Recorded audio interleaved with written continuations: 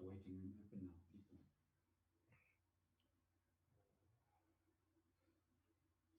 Well, look at that. You've got 9 minutes to go. Past 7, eh? Make some coffee.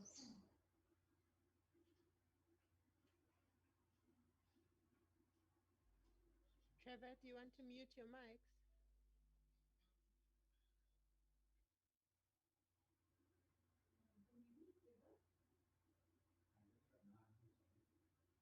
You want to eat now? But you should eat now, later. Do you want more snacks, Rob? Trevor?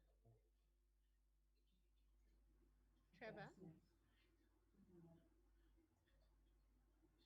Trevor?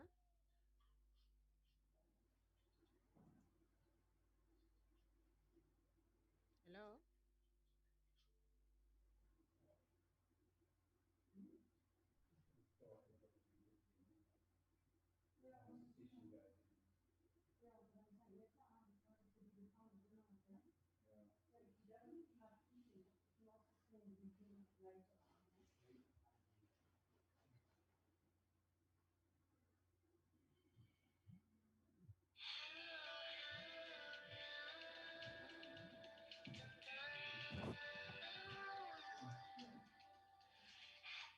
Hello?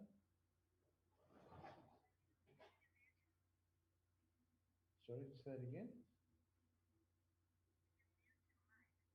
Okay.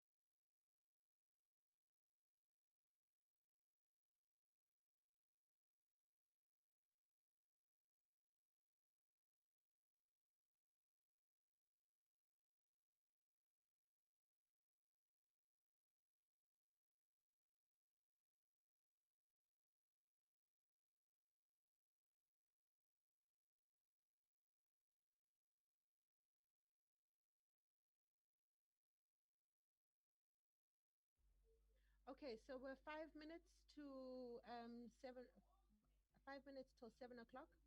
Trevor, are we ready to do the countdown for the live? How is everybody ready? Is everybody back and seated?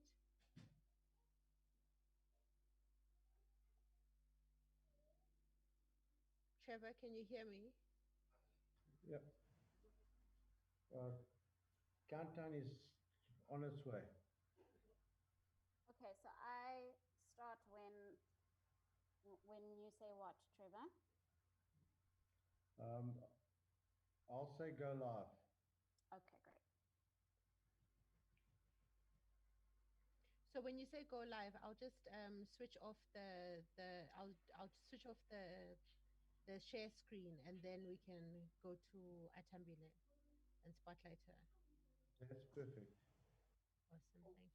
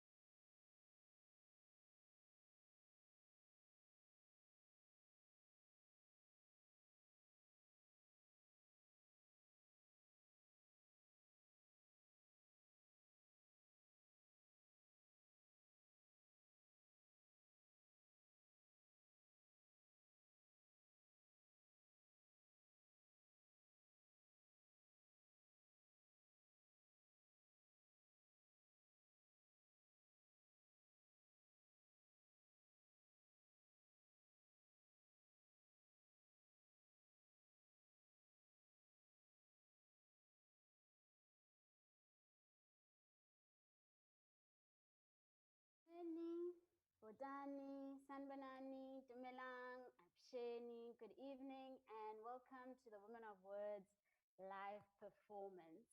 Igama lam Atambile Masola, and I will be your host tonight. And I'm really excited about sharing the space with you, and thank you for inviting us into your homes and celebrating poetry with us on a Friday night. So I was really excited about this festival, especially when I saw the title, because it reminded me of incwadi kaMakhosazana Xaba, and called Our Words, Our Worlds, Our Words, Our Worlds, which celebrates contemporary poets from 2000 until 2018. And I was also reminded of Lebo Mashile's poem, Wild Woman Warriors, which echoes the link between women, words, and worlds, where she says, wild women warriors work words into whirling worlds, where writing is a right of reason, wisdom falls from their wings into my wings. And she wrote that in 2005. Part of the excitement for tonight is also that this festival is a tribute to Umaisha Jenkins, who passed away, wasishiya, on the 5th of September. And so it feels right basimkhumbule namhlanje, and we will begin with a tribute because inyathi ibuzwa kwabaphambili, we are who we are, particularly as Black women poets, because of the work done by people such as Umaisha Jenkins, and it feels fitting uba simkhumbule namhlanje. And so I hope you'll celebrate with us and celebrate the spirit that she leaves behind. Umoya wakhe usaphila nangona yena engasekho. And we really are grateful for the work that she's done for Black women's poetry in South Africa in particular. So Maisha's work is deeply connected to the lives of many Black women's journeys as poets. She published her own collections in 2005, Breaking the Surface, as well as Dreams of Flight in 2011, and edited the collaboration publication To Breathe Into Another Voice, a South African anthology of jazz poetry, in 2017. And she was also the voice behind Jazzery on Kaya FM, as well as Poetry in the Air on SAFM. And she was the co-founder of Josie House of Poetry, as well as Fila Sister and Jazz at the Orbit. So I'd like to hand over to Linda Chabalala, who is a jazz saxophonist who is part of the growing movement of women in jazz in South Africa and has performed with artists such as Thandiswa Mazwai, Simpiwe Dana, and Everett Green, and she will lead us in this moment of remembrance of Maisha's life. Linda?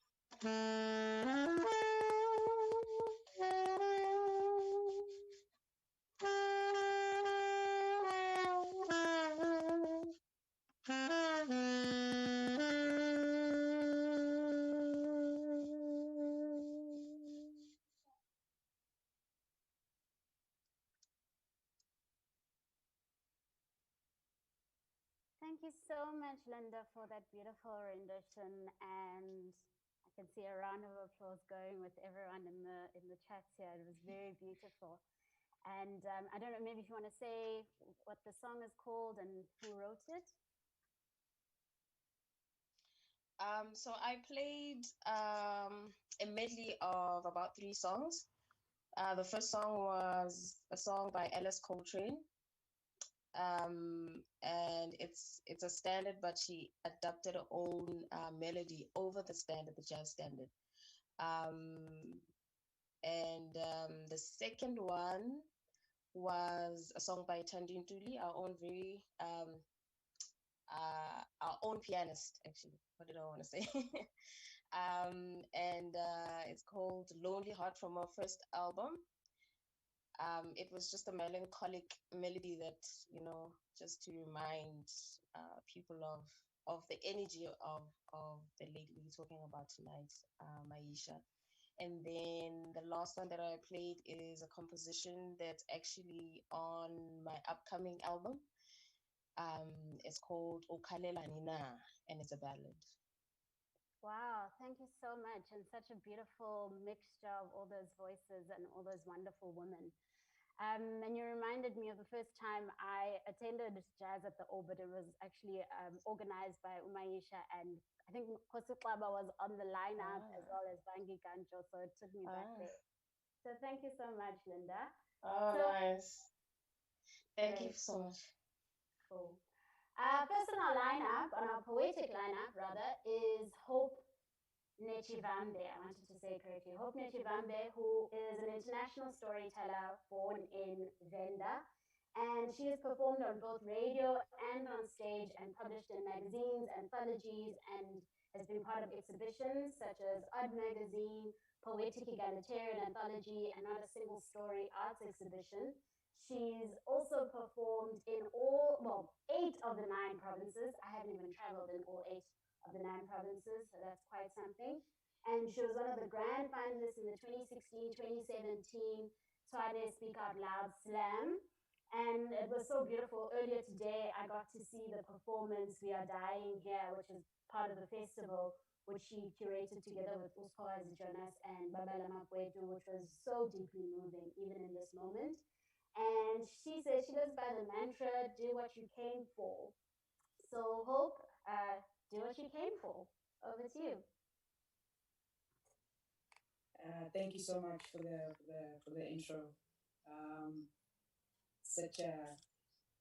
It's such an honor to be a part of this festival and to share space with incredible women.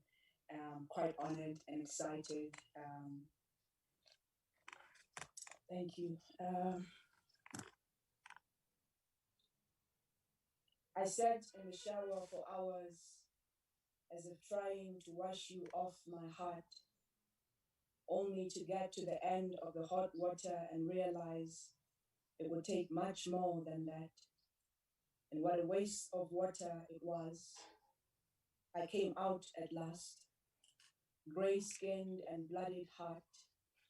I felt sorry for my brother, who would have to take care of the bill that month, knowing he'd be paying more because of a broken heart he knew nothing of. It is expensive to mourn. It recommends habits that someone has to pay for. Even the shortcuts would take have us paying more in the end. When I told Aliyah about it, she was less than sympathetic. She did acknowledge my pain, however, and said, but we have wine for that, Hope. Another expense at mourning. I am riddled at the timing of every loss, how grief unfolds itself at the end of every love, even when that love is unrequited, especially when that love is unrequited. I am too many deep sighs from not being loved back. When something happens as often as this has, you cannot help but think it is some fault of yours, some default in your make. When I was younger, I made too many attempts to look pretty for a boy. When I grew into myself, I did the same for a woman who could not see me. Sometimes I envy my poems. I've seen how most people easily fall for them. When you said you weren't into me, I wanted so bad to become a poem and hoped that you would be most people.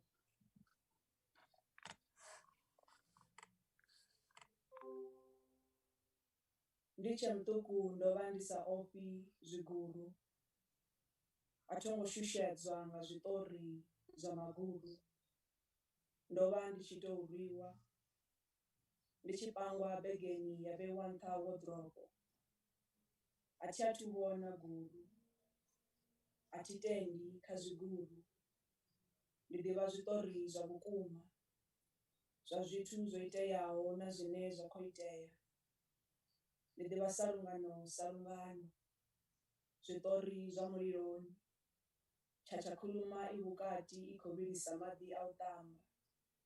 Mawe vakuchaisa nga 7 vadovuya ngavo 8. Ndidiva uri kushimusi ichisvika vasidzana vothe vadoyorukiswa mavudzi. Haya ndi mafhungo na zvitori zvine ndadiva. Ndidiva thamo. Ndidiva uri vundemwa vuyarwelwa. Ndidiva homework dzisagumi. Ndidiva khonani sa mashaka. Malume vari atidivi mashaka. Makhadzi na baba vodzumba mashaka. Mara zvipiri azvikoni kufema zvimasvisviri. Oneha, chedzani hauna zvipiri. Ndidiva uri vathanga vafuniwa vashandukisa machimbirere. Vasidzana vafunwa vashandukisa madzurere. Oba una chitori chauri khaladzi ya marubini una mushonga wauita uri vasidzana vamufune. Zvoita uri vasidzana vamushave. Nono vhuya na zwivhona uri tshiṅwe tshifhinga ri funa lufuno u fhira vhathu. Ndi u silinga.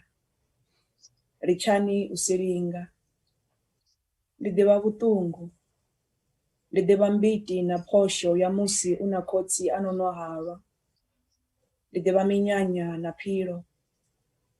Ndi ḓivha madakalo. Ndi ḓivha zwirendo na fulufhelo.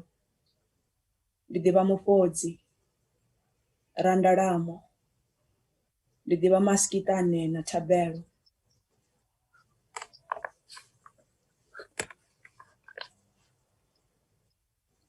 How many times should a child be told they are beautiful before they believe it? Before they grow into a habit of poor self-image? Before a mirror swallows whole their truth into shrubs that burn without effort? Before she grows into a woman that cannot hold her own smile? Before he mirrors his father's wounds onto the one he says he loves? How many selfies does it take to ransom self-love?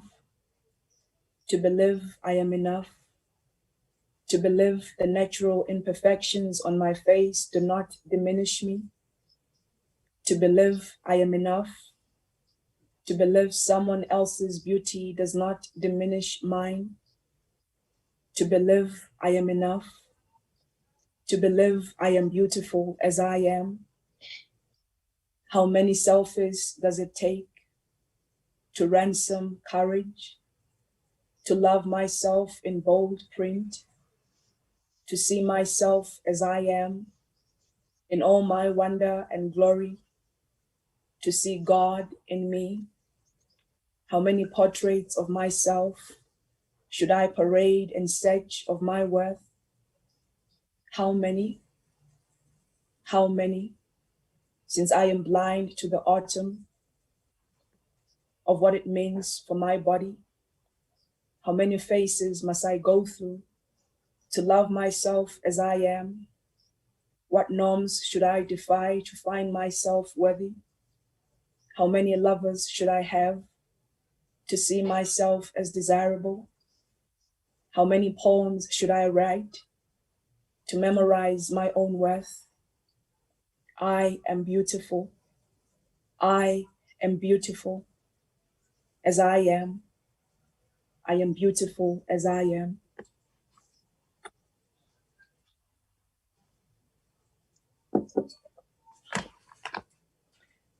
Mubuso wanga, asikanji hoyu muvhili ndi chiuranga. Ri aluwa ri tshi gudiswa u ḓinekedza, ri tshi gudiswa u ḓihaṱula, ri tshi ḓihaṱulela dzangalelo ungari ndi tshivhi, ungari ndi mulandu, ungari ndi tshiphiri. Hoyu muvhili ndi muvhuso, hoyu muvhuso ndi ḽiṱaḓulu nga ngomu ha maṱaḓulu, heḽi ḽiṱaḓulu ḽi na murangi, hoyu murangi ndi nṋe. Muvhuso wanga, ndo vha ndo u ṋekedza zwanḓani zwa muṅwe, ndi tshi ḓi vhona sa munikelo, nga u sa ḓivha, nga u sa londa, nga u sa vhona, u ḓivhona. Mara zwino maṱo anga o vulea, ndi ḓo u funa, ndi ḓo u londa, ndi ḓo u ranga, ndi ḓo u takadza, ndi ḓo u diza. Madzanga au ndi madzanga anga, a huna tshi shonisaho nga dzanga ḽa u fariwa, nga dzanga ḽa u funiwa, nga dzanga ḽa u kwamiwa. Fhodza muya, guda muvhuso hoyu wa muvhili wau, ḓi gude u sina ṱhoni. Muvhili hoyu a si tshivhi, a si mulandu, a si mafhungo a sa ambiwi. Madzanga au a u fariwa a si vhuyaḓa, ndi mvelo, ndi mutakalo, ndi zwo teaho.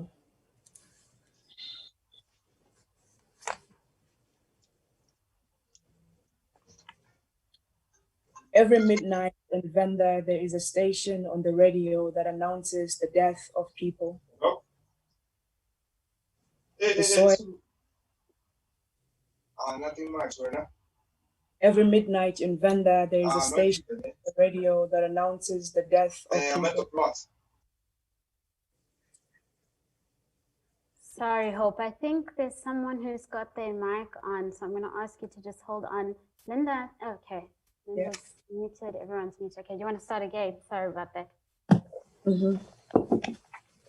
Right.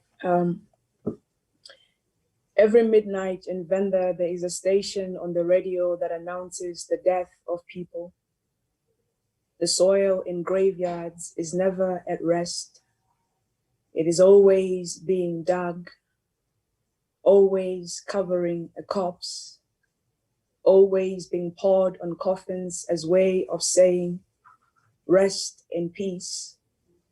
But the graveyard soil never rests. You are a burning flame, but you cannot feel the heat. You cannot recount any of your lovers' names. They cannot forget yours. They cannot unlearn it. You have memorized living on your lips. You can say goodbye whilst eating.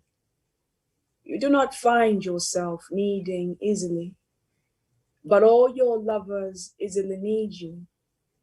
You are planning your next meal whilst your lover is still mourning over you. Why does your fire not burn you? And how come you cannot feel the heat?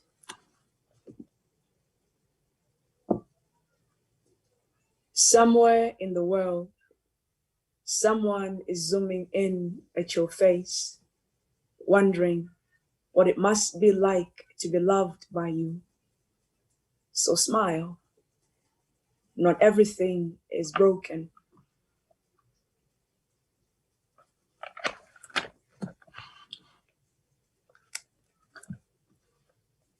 You keep laboring for women who are too easy to touch. Your heart isn't brave enough for the one it yearns for. So you settle for the women your body wants. Oh, what laziness has befallen your heart, my love. You sacrifice true love for what your hands can touch. How do you bear your hands, knowing they cost you the essence of life? What do you say to your heart in the morning when you wake up next to a strange woman? To your chest, when it does not recognize the head of the woman that lays on it? To your tongue, when you teach it to unlearn the name of the woman you dream of? To your dreams, when they can no longer hold the betrayal of your body? To your body, when it struggles to pronounce the names of the women you lay with? To the name you haven't yet found enough breath to declare to yourself. What is my name, my love? Love is for the brave, they say. You have no business with it until you learn to deny yourself, my love.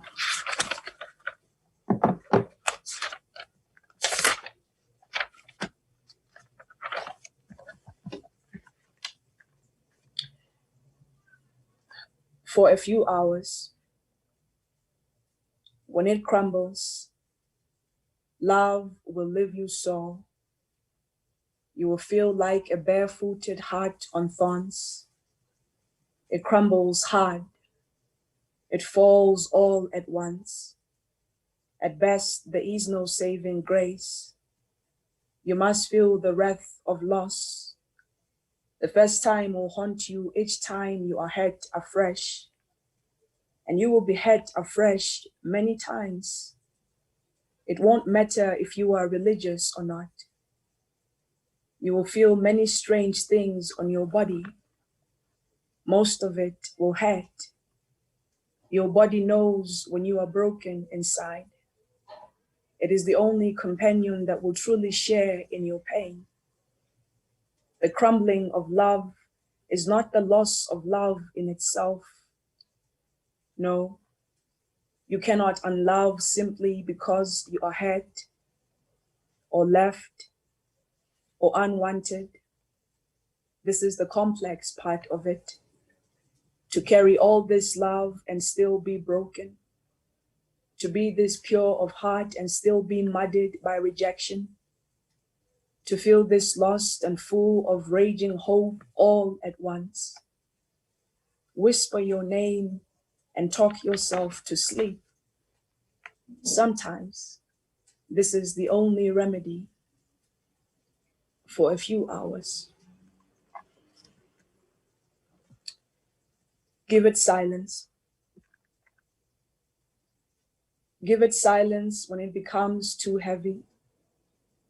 Sometimes our words only make the pain more intense. Give it silence when you fear they won't understand. Sometimes you are right. They won't. And their misunderstanding will only make it worse.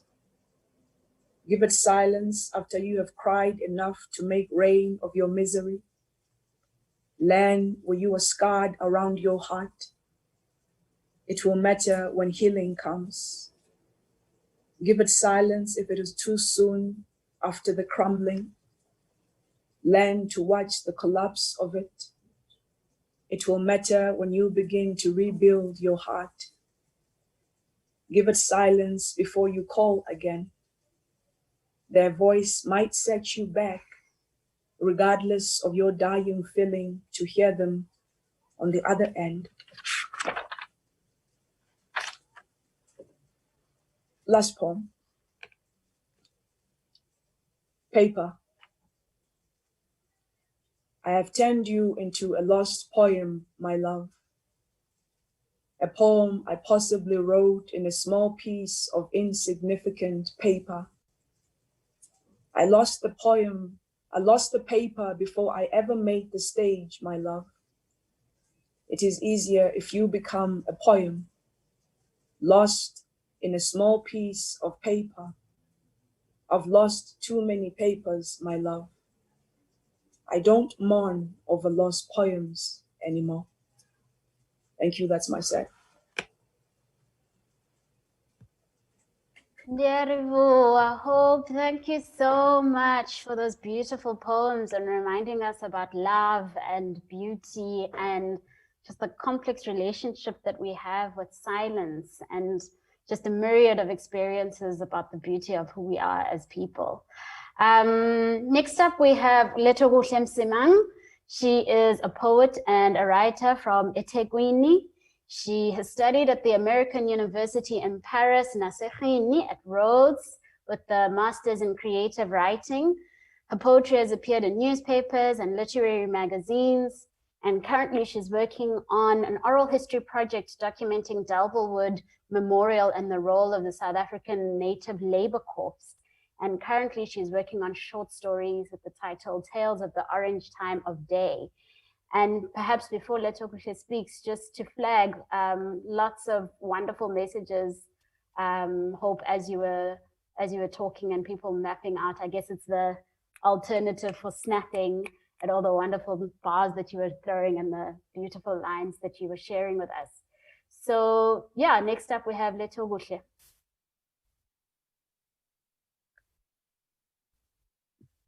Hi there.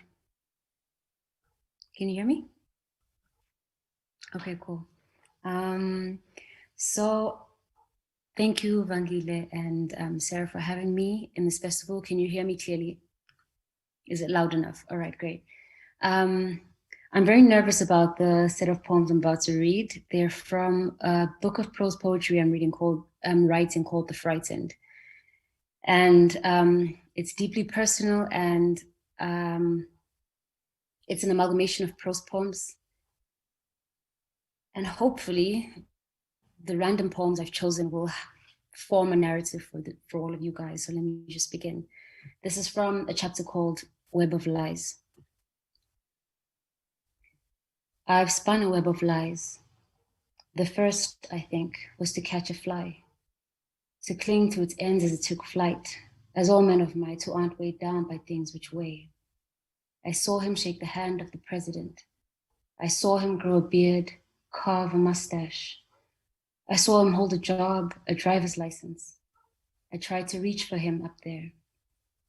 My fear, I think, was to be earthbound, to be solemn, to be below when everything was above, that no good cause would bring him back to me, no apology, no sudden beauty, no folded arms or feigned indifference, no better man or finished book. So I lied. I spun a web of lies. I said an old man had tried to rape me, that everyone there had laughed about it. I said he'd held me down on my knees, that he scraped my cheek with his bulk bottle. I wanted to remind him that I was desirable, that I was helpless, and I needed his help. At the time, I would rather have suffered his pity than to endure his indifference. I imagined he thought it would be painless, or that with time, my tiny pain would go away. But I sat on the grass in my old home and prayed. I sat praying an empty prayer when I knew no perfect would change my face. I was no longer a thing of wonder and grace, that he would never pursue to touch me. I am despicable. I know. God knows. Part 2 of Web of Lies. What people don't realize about the boy who cried wolf, apart from his lies and childish behavior, was that he was bored. He used to sit on top of hills and tend to sheep, day in and day out, looking down on a village which seemed bustling with activity.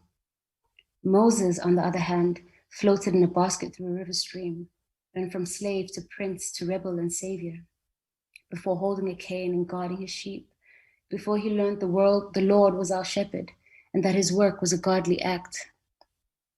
It takes time to lead a life that is saintly, to know grace and to see it as such. But the boy who cried wolf was just that, a boy. And little boys are rightfully restless. He cried, wolf, wolf, and all the farmers emerged with their spears, and he laughed at the excitement deprived of him for years. Do not tell lies, the farmers said, when the boy cried wolf in earnest, or no one will believe you when you tell the truth. And there lied the moral of the story. But not much is said of the boy and his boredom, of how the idle mind is a devil's playground, until you start staring at pencils, scissors, knives, and sharp tools. You read the backs of antibiotics, contemplate the dosage. Then your mother tells you the vice president's wife died of an overdose of malaria tablets, that she was overcome with ease, became limp, that she was frightened by her sudden weightlessness, called for help, but no one came. And I asked myself the following morning, with stomach cramps from 21 capsules of flu medication, in all the times I've tried to kill myself, how many times did I want to die?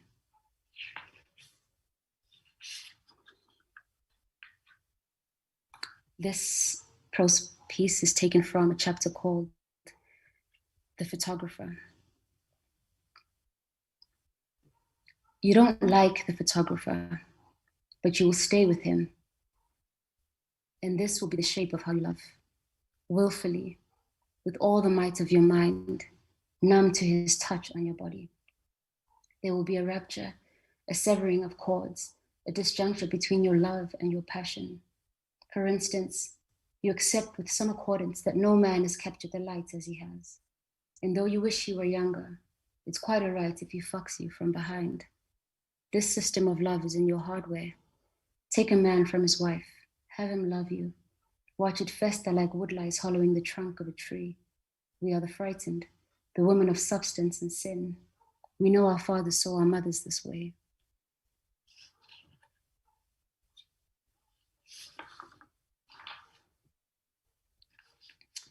This is called When You've Lost All Your Friends. When you have lost all your friends, if you have done so, if you have lost them more often than once, there is likely something wrong, something in your way or in your temper. It's probably in your accent, half here, half someplace else, or in the odd fact that you prefer to be alone. Perhaps it is because you wouldn't leave the poor boy alone. That's why he had to cut you out, like a severed arm, like an empty packet of chips. When you have lost all your friends, you stop trying to make them. Build a wall higher than the one before. Keep a box full of pills in case the quiet gets to you. Read a book, watch a movie, change your email, turn off your phone. They are gone because you swore at them, because you never quite learned their code. They're gone because you thought you were better than them, and then suddenly found yourself feeling small. They are gone because you stole all their men, or because your men can't see that you are spoiled and inconsiderate. They are gone because you're always sorry, because you're intense, because you write poetry. When you have lost all your friends, you take it out on your brother. You need him. You hate that you need him. You try very hard not to shout, and you think more than usual. Come late to every class, scream into your pillow in the morning, because there is something twisted inside you, something crippled and sore. It has coiled itself around your gut, but you'll never know what, and you'll never know why.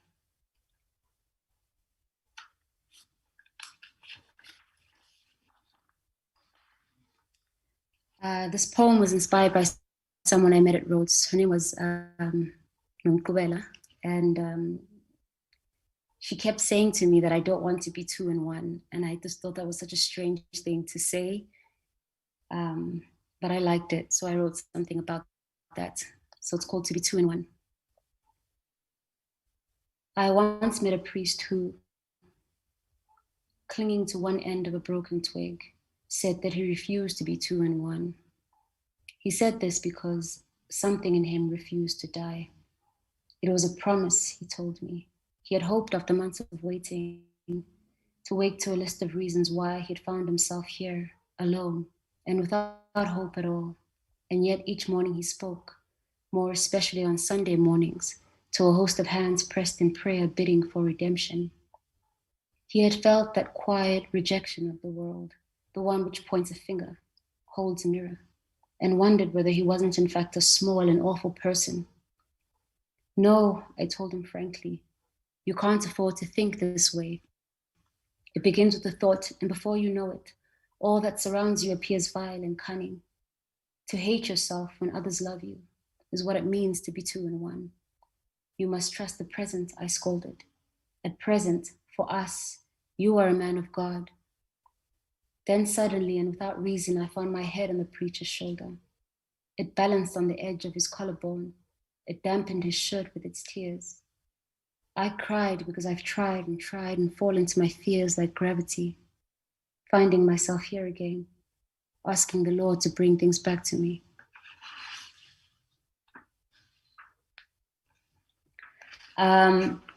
This is my attempt at a love poem. I really suck at those. I tend to find them boring, but I tried. So, it's called Grahamstown. If you want to experience my senses, to ground my work beneath its metaphysical reach, towards something solid, something sown, something rooted in the soil and tangible. But I struggle to frame the texture of grain between my teeth, the pleasure, the scent of wet soil, the light of the setting sun fractured on scattered pieces of broken glass, on the grass, on the road, on the way to Grahamstown. I was so caught in the weight of my feelings, in the distance between he and I forgot to tell him it was beautiful, the succulents, the shrubbery, the mild heat and temperate winds. But there are times when I struggle to find my senses, when gravity pulls me below common ground, where I struggle to taste the salt or the seasoning in my food, and I distance myself from what nourishes me. This is the state I was in when he tried to love me. It wasn't the fault of this town. There was no man who tried to rape me. I had no reason. I just broke down. All right. This is the second to last poem I'll read. It's from a chapter called The Body. If you don't understand how I feel, try to imagine yourself in your mother's womb, without contemplation, without exposure, in your first position. Remember what it's like to belong to yourself, to imagine life before you've lived it. Do you recall your father's first embrace, the first stranger to whom you belonged? Do you remember looking up at your brother, throwing away one boot because he'd lost his, soldiering through the living room in bathrobes, with rubber swords in one shoe? Do you remember the first time you saw your grandmother slaughter a chicken? Do you remember being asked to bathe in its blood? Or the first time you heard a song and mimicked its register and learned for the first time that you could sing? Do you remember the day you met your half-brothers and found that they were the same age as you? Or the first time you learned that love was friction, that to rub your parts against a pillow, a woman or a man would cause the same reaction? I was once so insulated, so protected and warm, yet my first reaction to love was violent. I screamed at the poor boy who couldn't help his gaze. He looked at me with so much love, it provoked my disdain. Love wants to touch you. Love wants to pull a child out from its mother's womb. Love pierces your soft parts and demands courage from you. Love accustoms you to the vulgarity of men. It is from the wetness, the endless thrusting, the bloody months and swollen womb that I found myself curled in my first position. Love made a woman of me too soon, and I killed my child. I killed my child. I killed my child. I'll read one more, although I'm really worried that I've read a bit too long. Actually, you know what? I'm gonna leave this out. I think that's a good 15 minutes. Thank you very much. Sure? No. Okay. Wow. Wow. Wow. Wow. I'm still taking it all in. I'm getting a sense people actually do want to read hear one more. I've already seen two requests in the chat. Yeah, go for it. Okay. Okay. This is called My Bleeding Body. And then the weeks of blood, bloated belly, soft stool, and swollen breasts, moods swing like coastal winds, sponges drenched in old blood and mucus. We women and our leaking bodies, so much time taken up on our aches and pains. I heard James Joyce had a wife who was constantly bleeding. She'd bleed in her skirts and in their sheets, their marriage dampened with the metallic scent of fresh blood. He must have been a liberal, I deduced. These are early signs of a mingled mind. I heard the first sign of an uptight person was the fear of contamination. I thought perhaps that upward bookworm couldn't drink from the same cup as me. Or the stud who replaced the hug with the handshake. Perhaps they were all Republican. Better a bleeding wife and bloody sheets. Because you have to betray yourself to be uptight as a woman. You have to betray your body. You have to say, I don't fuck and I don't bleed, that my nipples don't tingle when he slaps me. And still, I wonder if I'm afraid of men or if I'm just afraid of getting stuck in the kitchen. I feel misplaced, standing there, scrambling an egg. I feel the sudden urge to change my accent or to gesture the pristine of a Californian kale eater. I want to say that I love coconut water. I want to slice an avocado for a snack. I want to wear a watch which dangles off my neck. I want to say that it was once my grandfather's. And in my bag must be a camera so that I might photograph the food that I prepare. A nice vegetarian dish, Swiss rolls. I'd like to poach an egg instead of scrambling it. Thank you. We women and our leaking bodies. Wow, siyabonga Lethekuhle admin. That was so intense and so beautiful. And even the attempt at a love poem was a love poem. Because you're intense. You write poetry. Thank you so much for those beautiful, beautiful words and thank you for being so vulnerable. I know it's an overused word, but thank you for being, finding this a safe space for you to be able to share that. We really, really appreciate it. Thank you for having me. Julie Mwadi is up next. She is a researcher, a writer, and a storyteller. And she has worked as a researcher at the Center for Humanities. Oh my gosh, I can't read. Center for Humanities Research at UWC. She has worked as a creative artist in a fellowship, creative artist fellowship at UJ, and is part of a gendered violence and urban transformation project. She's the creative director of programs at the Center of Being and Belonging, where she and I work together. And she creates for screen as well with Black Flamingo Productions, which is a group of Black women-owned production company. She's published in Huffington Post, Mail and Guardian, Johannesburg Review of Books. and has participated in the Edinburgh International Book Festival and Open Book Festival. Jules? Hi, thank Hi. you. Can everyone hear me? Great. So that's not difficult to come off that all. It's very chill. Yeah, thanks for joining me. I don't have much to say. I'm not much of a, I don't warm up very well. So I'm gonna dive right into it. I only have one piece. I'm not a poet. I've said this before. I am, yeah. So anyway, this is called Miss Overseen 3617, which was a piece that I wrote while I was a writer in residency at Stellenbosch University during a time which they published a racist paper.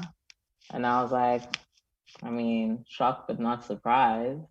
So yeah, I was set to write something and share it with the department. I didn't have much to say, so I thought, let me just play around with some fiction, and who knows, anyone who needs anything might be able to find something that they need in the writing. Okay. Miss Overseen, 3617. Miss Unseen, or the arrangement of the scenery or props on stage for theater. Misseen, or to have seen incorrectly, misperceived, visually taken the wrong view of, or seen in a false or distorted light. Overseen, or to have seen too much, to have overrepresented, or overseen, to have surveyed and watched. In a house on a street filled with eyes, eyes next door and across the way, eyes that cut through the sky every time they pray. In this house on the street full of eyes, there are lives, 2 lives, let's say. Works of fiction, daughters of today. Where are their mothers? Still wives, let's say, to martyrs and soldiers and askari and pray. Still wives, they stay in full lives they made from nothing but warm milk and jogo and doilies on trays. Where are their daughters? Those daughters of today, they are alive.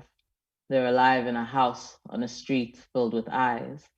There's a kitchen, there's a bath, there's a bedroom, there's a lounge, there's a door. There's a stoop with 2 steps. There's tapeti on the floor. There's a blue sky too clear for it not to be ominous. There's a toilet outside and a gate with no latch on it. There's a girl, 17, hanging her panties on the line. There's chipped red on her nails and there's a lot on her mind.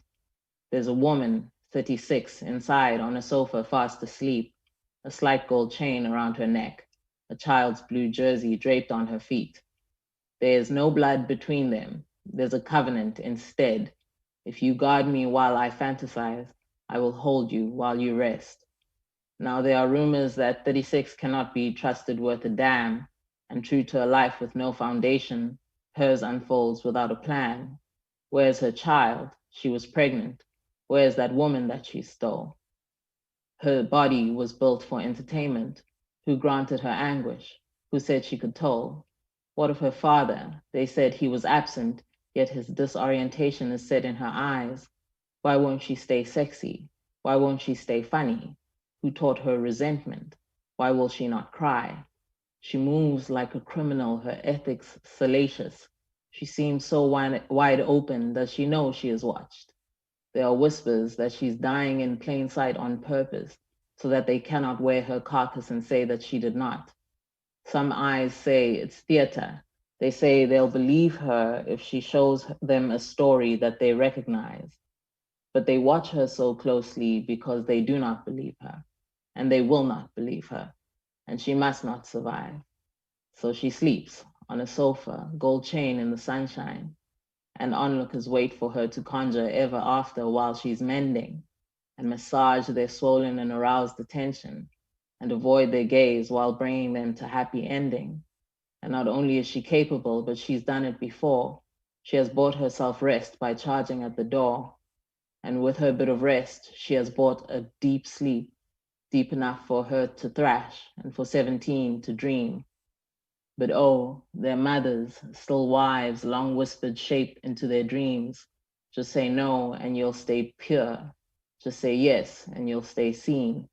And their fathers, everywhere and nowhere, martyrs, soldiers, askaris, and prey, taught them to fight because nobody really wants daughters anyway.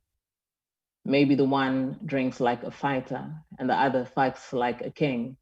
Maybe she's too young to be drinking. Maybe she's too old to be seen. Maybe the eyes that peered from the one house pitied that 17 was not in school and loved that she was from a village, but hated her sass and her love for Ikuru. Or maybe the eyes that watched the longest watched 36 grow and then ripe and then rot and ogled her flesh and lapped at her lips and drank of her blood and then forgot.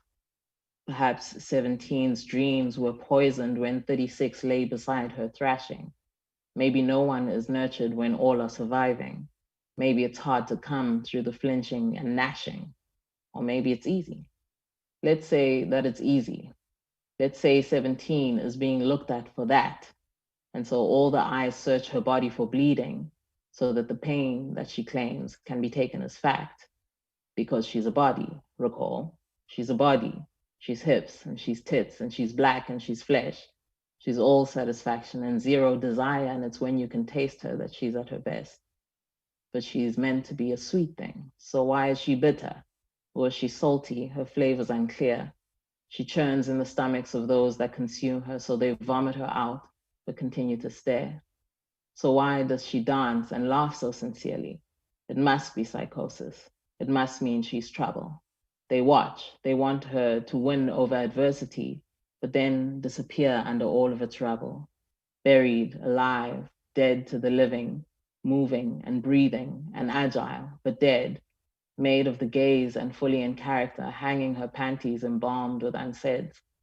But what if she does not know that she is a native, even though she lives in native unit number 6?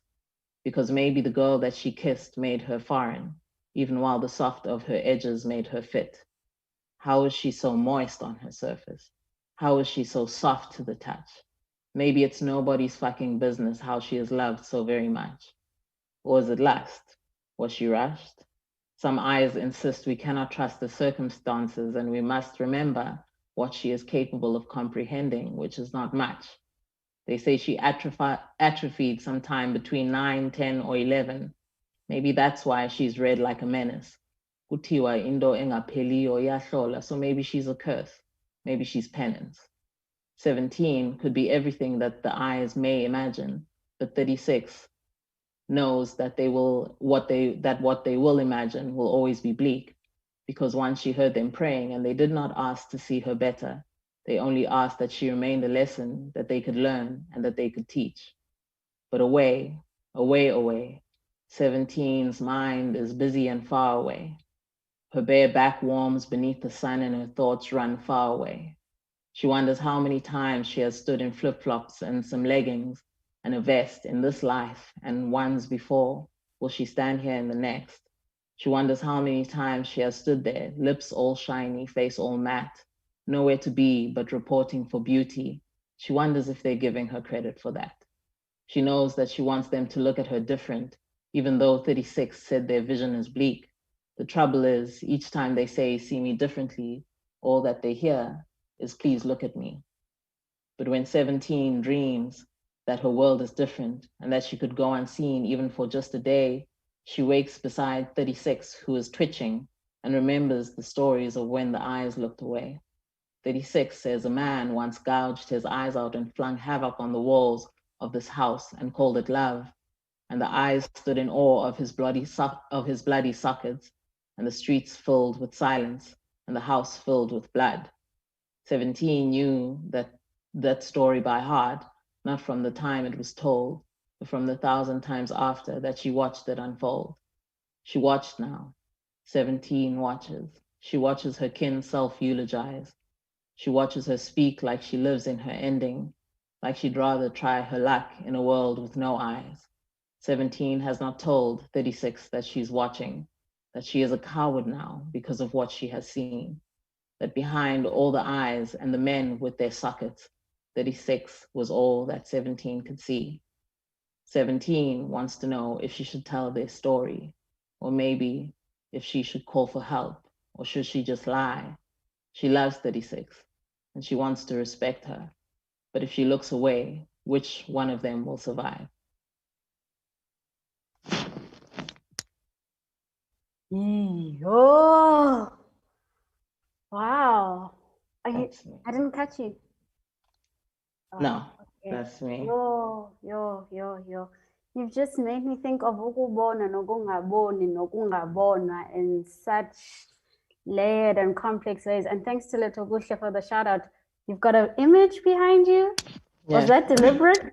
Yeah. Great, because I didn't realize until halfway, and then Little Kuhle was like, there's something happening here. It's layered in so many ways. Alsacho. Wow. I mean, wow. There is no, yeah, wow. I've written so many things down, and I'm sure you can see in the chat, everyone's just blown away. And that was beautiful. Thank you. Tony is up next. I first came across Tony's work when she presented on Sarah Baartman, and she asked the audience back then a question that I'm still asking myself. And she asked people to trace themselves by their matrilineal names, which is a question that still preoccupies me. So thank you for that question, Tony. That still marks my life. Tony is a performer, a poet, a spoken word educator. She's published widely in anthologies, journals, fiction and nonfiction in South Africa and internationally. As I mentioned, she's done work on Sarah Baartman as well as Krotoa Eva, and has been performing, the work that she did on Krotoa Eva was performed in a Cape Jazz poem, Krotoa Eva's Suite, and has been adapted into an audio-visual piece. Recently, she gifted us with Forgetting and Memory, which was a collaboration with Uvangile Novusunzi at the Virtual National Arts Festival. She has a master's from Goldsmith in London and is the founding curator of Poetica at the Open Book Festival. Tony? Thank you, Atambile. Wow, I kind of feel like we just need a moment to just let all the words that everyone shared settle. Because good Lord. Good Lord. Okay, just thank you, Hope. Thank you, Little Kuhle. Thank you, Julie. I'm in awe, and I'm quite moved, and I feel, just deeply grateful to be in circle with all of you this evening. And thank you, Linda, too, for honoring Maisha in that way. And I'm sure she's listening to us. Okay, just to say, I haven't done work on Sarah Baartman. I just feel it's important to give credit to people who have. So, but Krotoa Eva, yes. No, it's fine. Thank you. I'm going to read from a work in progress it's a poetry trilogy, and it is a fantasy narrative written in poetic verse. And the work explores what it means to come from lineages where the stories of who we are not passed down. And so I'm going to read from a particular section of the piece, and just to set it up so that you can follow. The protagonist, the main character, is called the girl. And at the start of the book, the girl's mother passes. So the girl is about 12 years old. She is a few weeks short of her 13th birthday when she's about to go and do the ritual of first blood, which is where she receives her note and where she receives her name. In this world, the world of the daytime, everything is rhythm and everything is music. And so this takes, and there are 4 different worlds in this universe of the book: the daytime, ancestors' rest, the desert, and the dream time. Okay, so. The sea comes back, the sea comes back for what is hers, the sea comes back, the sea never forgets. The girl meets the imam. There, under the shade of a baobab, stand the ruins of a prayer room. The Imam sits outside, white robes miraging in the midday sun's heat. Yeah, where Kaskazi was named and a people named after it who followed the wind's path to fish. The same wind that brought the Imam and the sung prayer to this land's soil. What are you looking for? The Imam asks. The fisherman, the girl replies. I asked what you are looking for, not who, the Imam says kindly. The girl looks at the Imam. The passage to ancestors' rest, she says. The Imam looks at the girl properly for the first time. His eyes fall on her left wrist. He sees the script. The Imam smiles. It is you. The girl feels her script bristle. In order to enter ancestors' rest, you must know who your ancestors are so you can speak to them and ask for permission to pass through unscathed. The girl's beat thumps in 6/8 time. Her baseline speeds up with it. But I don't know. That's why I'm going to the desert to find the mother so she can teach me the story so I can learn the songs before first blood. You are not in the daytime anymore, child. Yeah, what you know and do not know remains for you to be seen. The Imam stands up and walks to the ruins. Come now, he says. The girl follows the Imam inside. The room is quiet and full. The Imam walks to the front. The girl stands at the back. The girl hears the susurrating voices. She sees a set of stairs. She climbs them slowly. The wood creaks, sags under her feet. At the top of the stairs is a loft. The girl sits down in the front row. The Imam stands on the stage below. He speaks. The girl's script bristles. Heat rises up her left arm. The girl covers her wrist with her right hand. The Imam begins praying. The people recite along. The girl's script throbs. The heat begins to sting her skin. The girl's baseline rakes through her. Her mouth grows dry. Breathe, the girl tells herself. Breathe.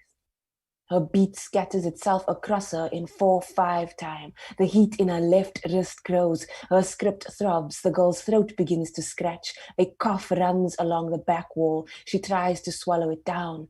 The cough stays in her throat, dry, scratching. The girl breathes in, wills her baseline to slow. It refuses. The script throbs in 6/8 time. Her beat follows along. Her baseline finds the groove. The rhythm is too fast for her. Her sternum aches with the threat of song. The girl tries to slow her baseline. It refuses to sync with her inhale and exhale. The script pounds in 6/8 time. Her beat keeps pace. The cough pushes against the wall of the girl's throat. The threat of song seizes her sternum. The rhythm floods her. Her mouth opens, but no sound leaves her. Her left arm begins to tremble. The more she resists, the more rhythm grows. Her sternum pumps with the beat. Her right foot begins to tap on the floor beneath her. She holds her right knee to stop her leg moving. Her foot taps anyway. The girl inhales, holds her breath, and runs down the stairs as quietly as her tapping foot will allow. Out the door, into the sun, she runs to the shore. When both her feet are in the sea, she exhales. No sound comes from her mouth. The girl begins to cry. The 6/8 rhythms grips her sternum. It runs wild up and down her ribcage, into her hips, down her femur, into her fibula and tibia. It hurts all the way down and all the way up like fingernails, piercing her bones. The 6/8 rhythm grips her entirely. Her script hums as the adhan continues to sound, calling the faithful to Friday devotion. The girl doubles over and reaches into the sea. The Imam finds her asleep on the shore. The girl's hair is matted across her forehead, curls wet, eyes closed. Her sternum rises and falls with an easy baseline. The Imam calls the women over. They pick up the girl, wrap a scarf across her chest for comfort. The Imam nods. The women walk on. The Imam follows. The sea comes back. The sea comes back for what is ours. The sea comes back. The sea never forgets. The sea never forgets. So it is you. The Imam smiles. The girl wakes to a burnt orange wall in front of her.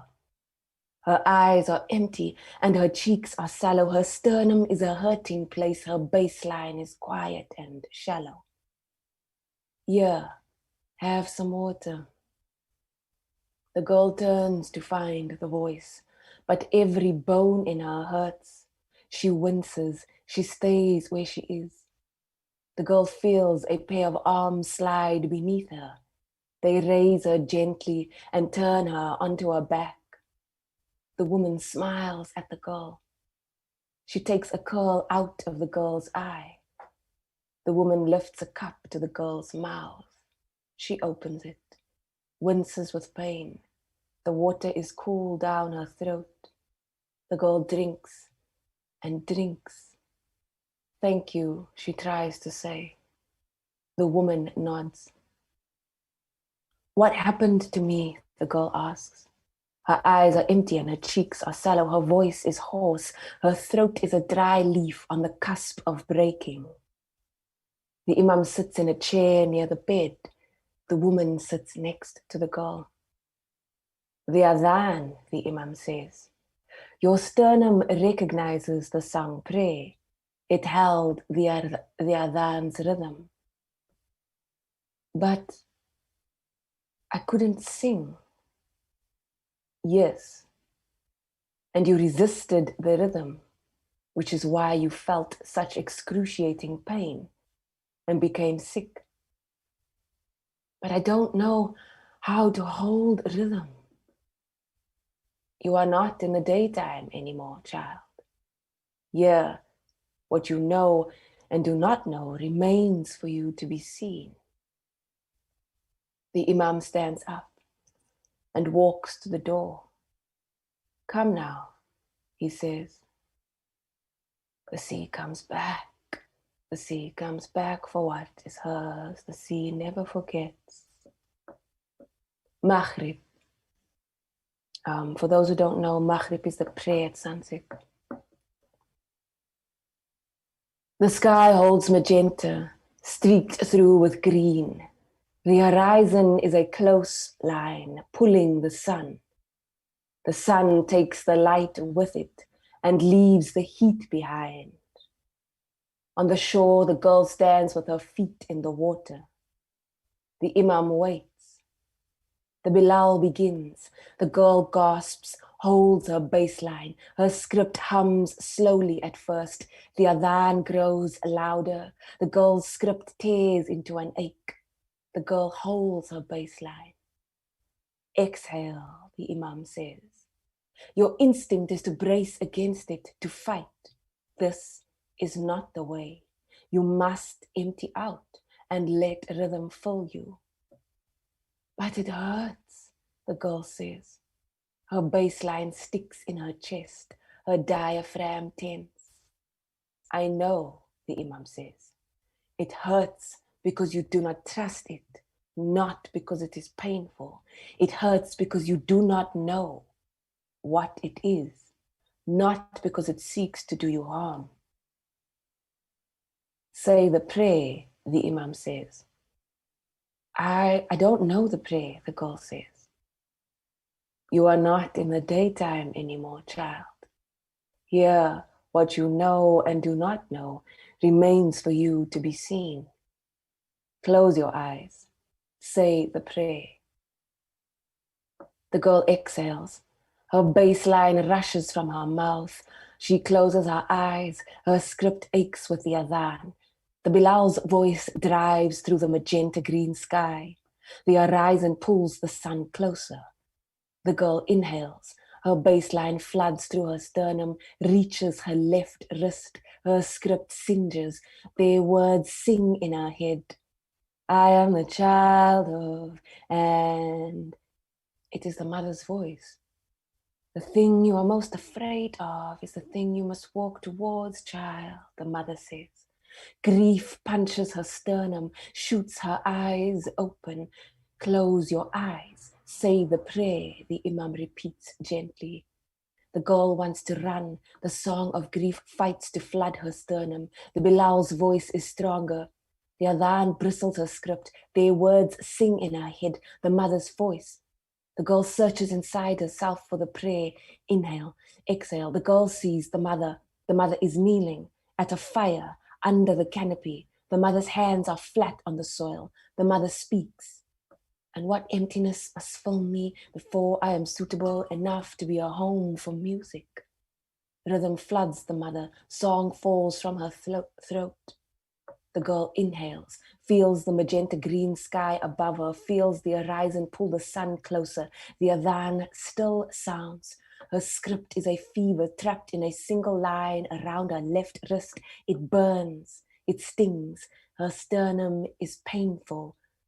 The girl exhales, says the prayer, and what emptiness must fill me before I am suitable enough to be a home for music.